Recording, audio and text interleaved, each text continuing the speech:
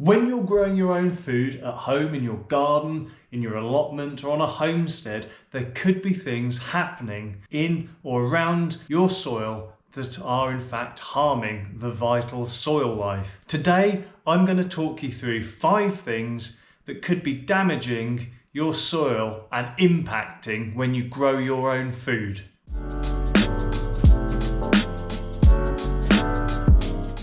Hi everyone, I'm Simon Soil. I hope you're doing great. Now today I'm going to talk to you about 5 things that are impacting soils all around the world and could be having a big impact on your own soil and how you grow your own food. But before I get into that, I would love to hear from you. Maybe if you can follow me or click like if you find this useful, but most importantly, leave your comments, views, thoughts, suggestions and questions in the comments below. Now, having a bountiful, bustling supply of healthy and happy microbes is the absolute key to success when you're looking to grow your own food naturally, and especially if you want that food to be absolutely packed with nutrients. So it's really important that your soil biomass, that mass of microorganisms that can work for you, are as active as possible. Today I'm going to talk you through 5 things that could affect in a negative way if you get it wrong, but equally, if you're aware of and manage correctly, could enhance what you are already doing. So the first thing up is low moisture content.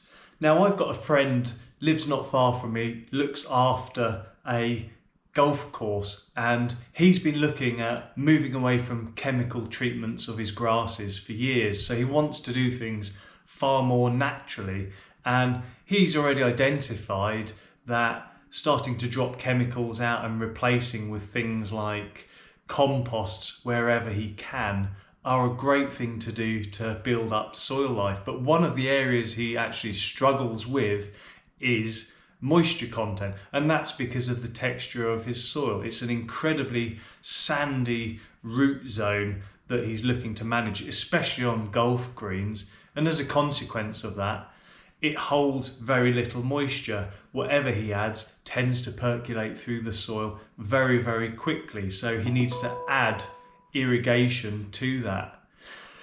Now that's fine. However, those golf greens are intended for playing on, and how wet the soil is significantly affects how a golf green performs. And as a consequence, he has to run the grasses and run the soil much more dry at particular times of year, especially when trying to keep disease under control.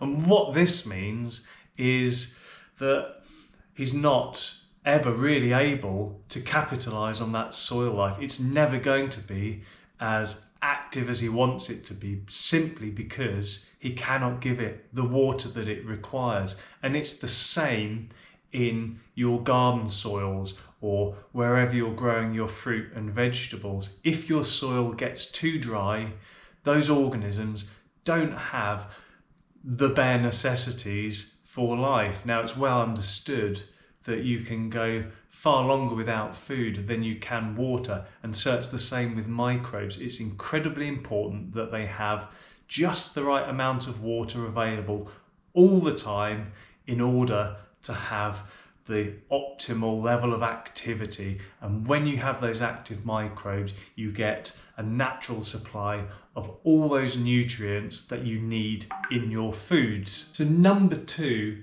is not to have exposed soil. What that means is always keep the bare soil covered, and that means growing something on it all the time, even in the depths of winter, even if you're not actually growing a crop for harvesting from.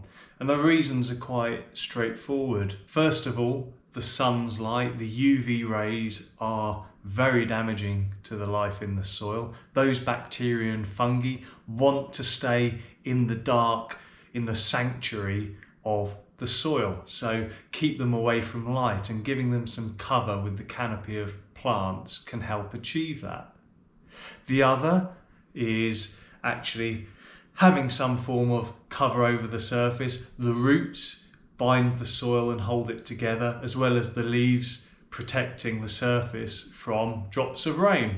And in certain types of soil, drops of rain can be very damaging. It can erode the soil. So having some form of cover all year round provides that protection for the microorganisms whilst binding the soil aggregates together and stopping erosion and the loss of soil. My third thing to consider that could in fact be holding back what you're growing is soil compaction.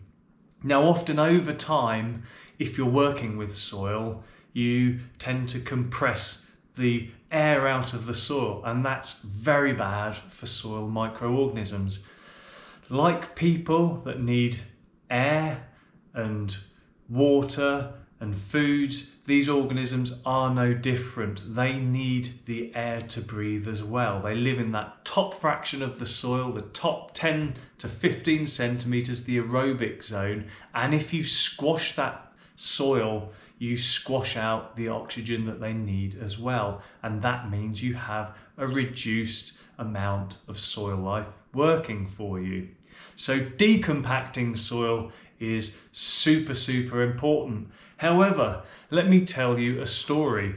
Some people I knew looked after some trees in a well-known park. This park was prone to people walking dogs, jogging all of the time, and that footfall drove down the soil over time and compacted the top layer. And so they thought, we shall decompact it, and they brought in some great apparatus to force aeration into the soil. And the soil breathed in, gave a huge sigh, and brought in all of this lovely oxygen into its top, mid and lower regions. And we did some soil tests on it, and there was a huge benefit. For the short term, what happened over time was the soil sumped back to where it was originally, and all of that lovely oxygen was lost, began to reduce, and so the soil life began to reduce. So if you are managing compaction in your soil, and you might be doing that through particular systems for growing, like a min-till or no-dig type system, that's great because it minimises the amount of disturbance within the soil. But do remember, over time, you might need to zhuzh the soil up, rustle it up, or put some structure in there to allow oxygen to go in. If you are too aggressive with that, ultimately the effects might be short-lived. So if you are aerating, you might want to consider adding in some material with that to hold the structure and the porosity. Next up is low organic matter. Now, if you don't have enough organic matter in your soil, then there is no food for the microbes, and just as they need air and water in order to function, they need food as well. All those different complex carbon compounds that make up the organic matter are absolutely essential if the wide, plentiful array of soil organisms you have are to cycle the nutrients in the soil.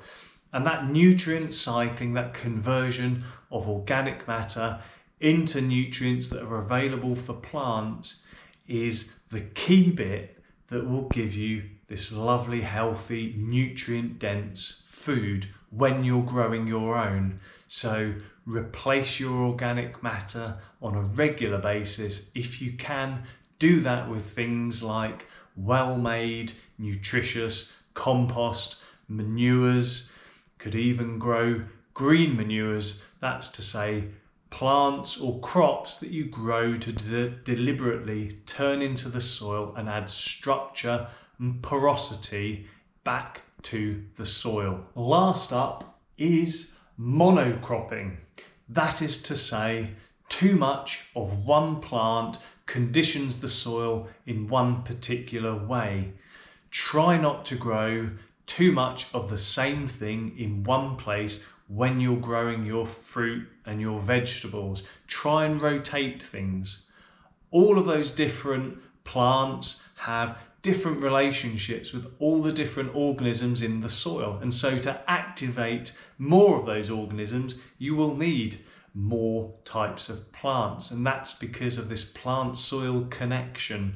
Plants work hand in hand with the organisms. They give them incentives, they actually physically give them biochemicals, foods, exudates, which feed and promote individual types of microorganisms. So the more types you can grow over time, the more diverse a range of microbes you will have in your soil. And that is absolutely vital, because the more types of organisms you have, the more organic matter they can convert and the more nutrients they can cycle to give you even more food for your crops when you're growing your own. So make sure to change what you're growing on a regular basis. There we go everyone, that wraps this video up. I hope you enjoyed it. If you've got any questions, you've got some burning issue that you're dying to get some help from, put it in the comment section below. I respond and look at everything that you guys post there, so I will do my best to help you. And I look forward to seeing you in the next video.